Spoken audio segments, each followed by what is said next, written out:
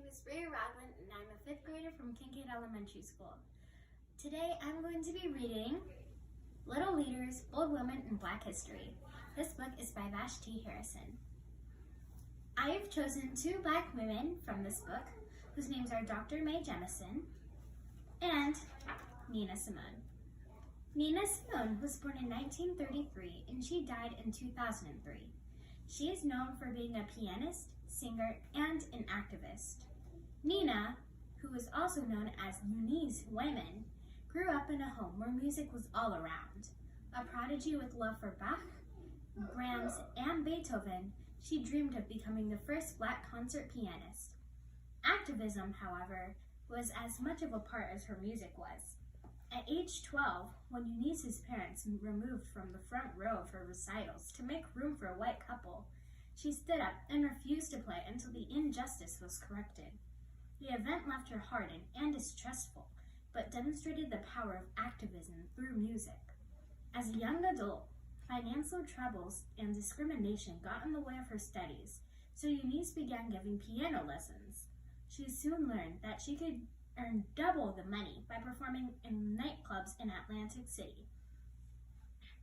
When nightclub's owner informed her that the piano was not enough, she had to become a singer. She took the name Nina Simone and began to sing. Was there any way of knowing then that hers would become one of the most iconic voices in the history of music? On stage, her musical genius really showed. She combined different genres and styles, rejecting labels and defying categorization. She mixed jazz, folk music, and blues, and always held a soft spot for classical piano. Nina used her music to stand up for social justice, writing songs in response to the assassination of the civil rights leader Medgar Evers and the Birmingham church bombing. She became a leading voice in the civil rights movement, while her song served as its soundtrack.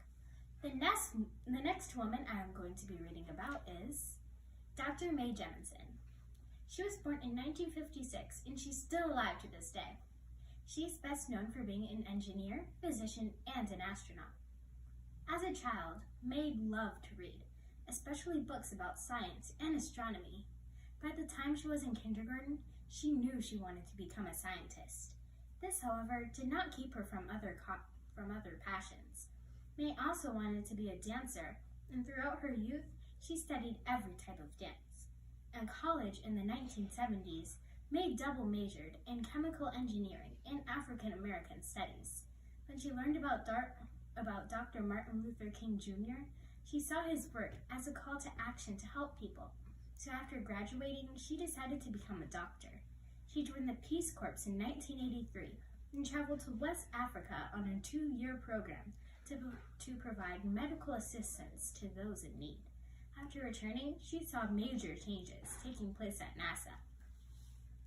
In 1983, for example, Sally Ride became the first American woman in space. Mae had always imagined herself in space, but was hesitant to pursue that dream.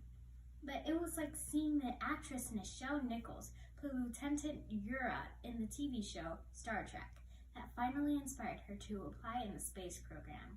In 1987, Mae became the first Black woman in the astronaut training program, and a few years later, she drew into orbit as the first African American woman in space. Mae still wanted to have a direct impact on people, so she left NASA in 1993 and created her own company, the Jemison Group, which researches ways technology can help people in their daily lives. She also started the Dorothy Jemison Foundation for Excellence, which in 1994 launched the Earth We Share, a science camp for children. Thank you for watching me as I read Little Leaders, Bold Women in Black History. I hope you have a good day. Bye!